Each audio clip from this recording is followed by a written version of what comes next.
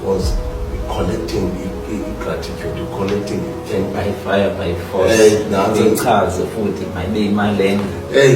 That's what I'm sadly again, maybe I will be controversial for this Galendo. And also you don't really find it in the scriptures in the Bible to honor those who are preaching the word and give them double honor. It talks nothing that about money and how much of you ought to give to them. And it says honor them. It talks nothing of a selected date where you have to, honor on this day, the appreciation on this day, the gratitude day. We are grateful to God and we are grateful to the Bishop. It's supposed to be something that we are grateful right throughout the year to God. And every time we present something nice, morning back, we're supposed to respond a gift to the man of God that is encouraging you.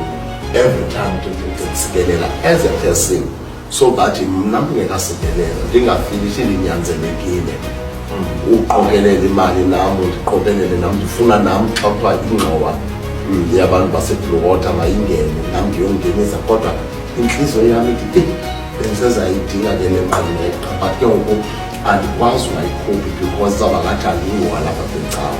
And anyway umfundisi naye uzawuba nee-remarks ndazithethayo xa ndingayikhuphanga sexa ndiyikhuphile ndiyazi uba nam ndingumntu wale cawa ndibhilonga kule cawa. So uyayibona ke ngokubana it was supposed to be a personal thing. I'm supposed to be personal. Cheerful giver from the bottom of my heart because of uThixo ndandenzele yona. This is a quick gift as a pastor, not because kuthiwa masezise gift akho command, but unfortunately the church has been